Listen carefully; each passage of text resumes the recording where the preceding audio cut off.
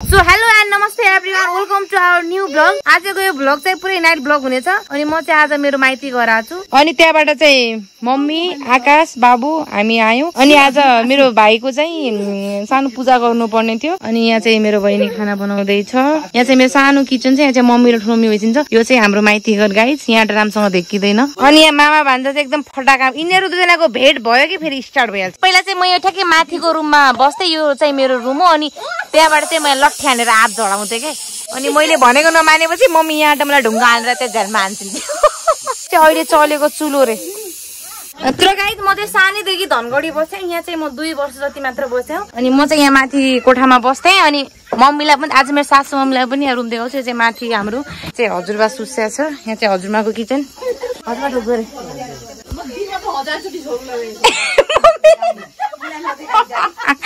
दिनमा 1000 झड्ला। मलाई यहाँ पहिला कहीँ भागेर जानु पर्थ्यो। म टक परेर खुट्टा त्यतिकै हिँडेर जान्थे गाइस। हाम्रो घर चाहिँ रोडमै छ। यहाँनिर चाहिँ रोड छ। अहिले राति भएर देखिँदैन।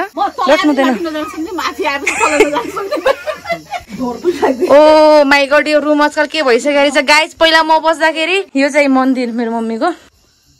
सो गाइस यो चाहिँ पहिला म बस्दाखेरि एकदमै राम्रो बनाएको थियो। यहाँ खार थियो, यहाँ पर्दा थियो, पुरै थियो। हाम्रो चाहिँ गाइस माटोको घर हो नि त। तर अहिले चाहिँ मम्मीले पुरै यहाँ फोहोर भइसक्यो। केही पनि छैन गाइस यो रुममा। यो चाहिँ अहिले मम्मीले म गइसकेपछि घरको लक्ष्मी गयो नि त। त्यसपछि पूजा रुम बनाइसकेछ यता। गाइस यहाँ चाहिँ 2टा ढोका थियो। यो एउटा ढोका, एउटा ढोका। यो चाहिँ ढोका खोलिन्थ्यो, यो ढोका चाहिँ खोलिन्थेन। आकाश र बाबु त्यहाँ तल बसेका छन्, खाना पाक्दैछ। एकदमै सुनसान भइसकेको छ गाइस गाउँ घर पनि अहिले। म त सिरीमा आए पनि तल पनि नजान सक्ने, माथि पनि नजान सक्ने सेवा।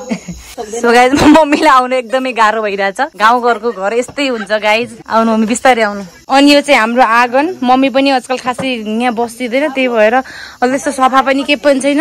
अनि यो चाहिँ हजुरबाको रुम। यता चाहिँ हजुरबा सुसिन्छ। अनि यो चाहिँ हाम्रो बरन्डा। अनि यहाँ चाहिँ मेरो मम्मीको रुम। मम्मी अहिले खासै यता बस्दिँदैन। मम्मी चाहिँ बढी जस्तो मसँग नै बस्दिन्छ। त्यही भएर अहिले हाम्रो रुमको केही पनि डेकोरेसन छैन। स्मेल चाहिँ एकदम राम्रो राम्रो आइरहेछ। पहिला यो भान्सा थियो मम्मी। यो चाहिँ स्टोर रुम। यो चाहिँ स्टोर रुम हो गाइज। अनि अब हाम्रो गाउँ घरमा चाहिँ छाउपडी पर्दा एकदमै मान्छ नि त। त्यही भएर मिन्स हुँदा चाहिँ हाम्रो घरमा बहिनी चाहिँ मिन्स हुन्छ। त्यही भएर मिन्स हुँदा बहिनी चाहिँ यता सुत्छ। अनि गाइज यो घरमा चाहिँ हाम्रो यता छाना भन्छन् कि। अनि यहाँ चाहिँ गाई गोरु बाँध्ने गर्छिन्छ हजुरमाले। अनि यो चाहिँ रोड हो गाइज। यहाँबाट गाडी गयो, रोडमै घर छ हाम्रो। त्यहाँबाट लक्ष्मी अब बानी परिसक्यो नि त। अनि यो चाहिँ पछाडितिर पुरै अँधारो छ। यहाँबाट चाहिँ पछाडि टोइलेट जाने बाटो छ गाइज। अनि यहाँ ठुलो मम्मी चाहिँ खाना बनाउँदै छिन्छ। यहाँ चाहिँ के पाक्दैछ मम्मी? चाहिँ मटन बन्दैछ अहिले। सो गाइज यो चाहिँ दाल। अनि यो चाहिँ चिकन। अनि त्यहाँ चाहिँ मटन बन्दैछ। बाहिर चाहिँ रोटी बन्दैछ। गाउँ घरको खाना एकदमै मिठो हुन्छ। यो चाहिँ दही। यो चाहिँ हाम्रो सानो किचन गाइस। यता चाहिँ हाम्रो यो पानी भर्ने धारा। मेरो माइती घर र मेरो पहिली घर चाहिँ 10 मिनटको मात्र डिफरेन्स छ। बट म वर्षमा 1-2 चोटि मात्र आउँछु होला गाइस। यो भैँसोले अलिअलि काम पनि गर्नुपर्छ गाइस। एकदमै मोटाइसकेको छ यो। सो गाइस यो चाहिँ यहाँको लोकल आम। यो कुन रुखको आम हो? त्यहाँ माथि म पहिला धेरै खान्थे त्यहाँको आम। त्यहाँको आम काँचो छ कि पाकेको छ है? काँचो नै रहेछ हैन, तर टेस्ट कस्तो छ? छोरो मिठो मजाले खाँदैछन्। म खाएर भन्छु ल। सानो रुख धेरै आम छ। अलि चुकिलो र मिठो छ। तर यो आँप चाहिँ मैले कहिले पनि खाँदैन। यहाँ माथि चाहिँ एउटा छ कि मेरो रोडको माथि आँप छ। त्यो चाहिँ एकदमै पहिला हामी चोरी चोरी एकदमै खान्थ्यौँ। सुकेको मिठो छ गाइस। अनि गाइस नानुलाई चाहिँ जहाँ पनि दुःख नै हुन्छ कि फेरि वहाँ गए पनि खानै पकाउनु पर्ने, यहाँ पनि खाना पकाउनु पर्ने। म मात्र दुःख बुझ्छु है नानुको? बुझ्ने एउटा ठाउँमा छ के? त्यहाँ छ। को छ दुःख बुझ्ने नानुको? को रहेछ नानु? आज थाहा भयो मलाई। ठिक छ। नानी मजाक अलिअलि मजाक गर्नु त पायो नि है नानु?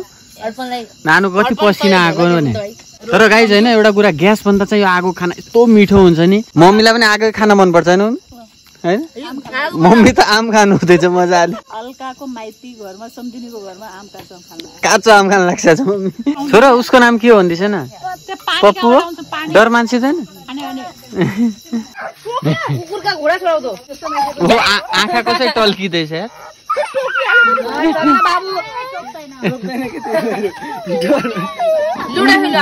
1 2 3 यो कस्तो पुसअप हो? नगर्न ढाड त्यसरी दुख्ला। ल छोरो जी पुसअप गर्छ न। 1 त्यसो होइन 2 छिटो सक्सिँदैन अरू गीत गाउँछ गीत गाउँ यहाँ आएपछि भिनाजु डरले दिदीलाई टोइलेटमै लगाइसिधो चाहिँ त्यो ठुलो भइसकेर किरा हुन्छ भनेर त्यहाँभित्र कहीँ छैन एउटा यत्रो स्पाइडर थियो कि त्यो देखे डर लाग्ने होइन अहिले नि छ आम त के मान्दैन अहिले पनि छ नानु त्यो पालेर राखेको थियो क्या पहिला म जस्तै मोटो हुन नानु जस्तै मोटो थियो त्यो नानुको डान्स ओ सानोको डान्स भैँसको नाच्यो नाच्यो यहाँ माथि आमै आम छ गाइस कति धेरै अनि आज खानामा चाहिँ के छ गाइस भने चाहिँ खसीको मासु अनि यो चाहिँ तरकारी चटनी रोटी दाल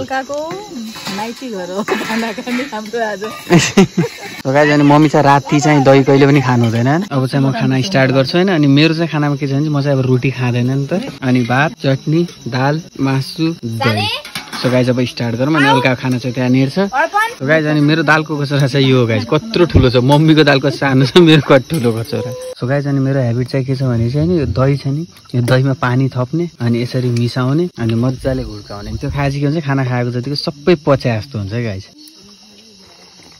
बाबु चाहिँ गाइस होइन यो तरकारीमा दही हालेर खाँदैछ मिठो छ होइन बाबु मैले चाहिँ यसरी कहिले पनि खाएको छैन फेरि मलाई मन पर्दैन तो गाइस अनि पप्पू पनि यहाँनिर हड्डी खाँदैछ मजाले अब लास्टमा चाहिँ मम्मी खानु हुँदैछ गाइस नानु अहिले तिमीले कति खायो सबैको भाग खायो क्या लास्टै मोटो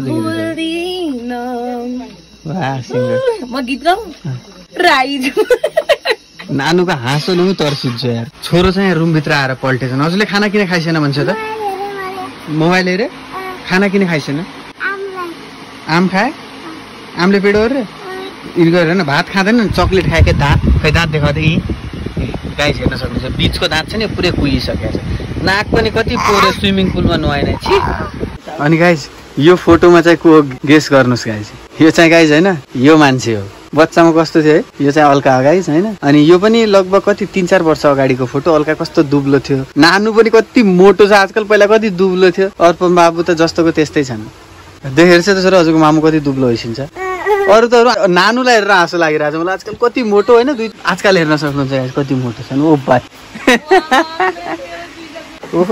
बेल्टले के हो सोच्थ्यो म कुट्छु है फेरि बढी एक्टिङ गऱ्यो भने अरे मलाई कुट लाग्छ यार सो गाइज होइन यो डल चाहिँ मैले नानुलाई गिफ्ट दिएको नानुको बर्थडेमा होइन धेरै वर्ष अगाडि अनि गाइज यो डल मैले दिँदाखेरि नानु चाहिँ यत्रो थियो क्या नानुको हाइट यत्रो पुग्थ्यो योभन्दा सानो थियो तिमी अहिले हेर्न सक्नुहुन्छ गाइज होइन यो डल भन्दा 2 गुणा बढी जानु भइसक्यो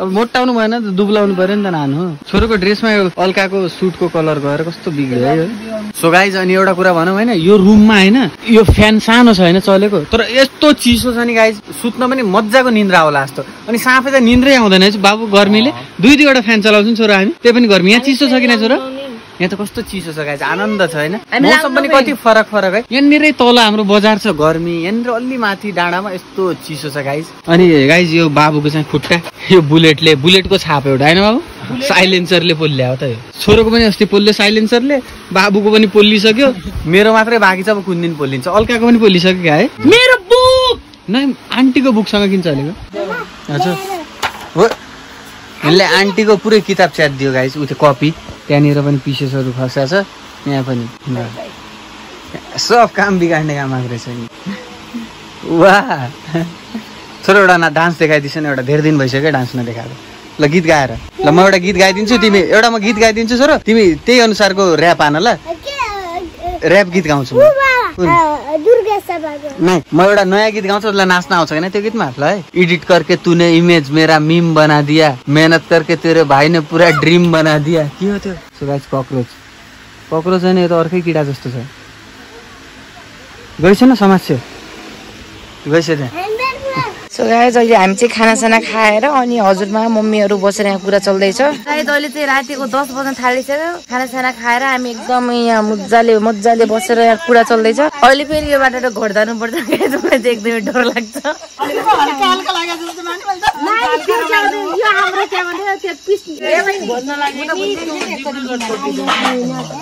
सो गाइज अब हामी चाहिँ यहाँ निस्किन्छौँ 11 बजिसक्यो गाइज अब पसल पनि खोल्नु पर्ने हुन्छ बिहान त्यही भएर हामीले यहाँ निस्किनु पर्ने हुन्छ बाबु चाहिँ भित्रै सुत्या छ मम्मी चाहिँ नलगाउन लाग्छ म चाहिँ लगाऊ भन्दैछु नानी ल ल जाउँ जाउँ so guys bye by good night so guys हामी त्यहाँ गयौँ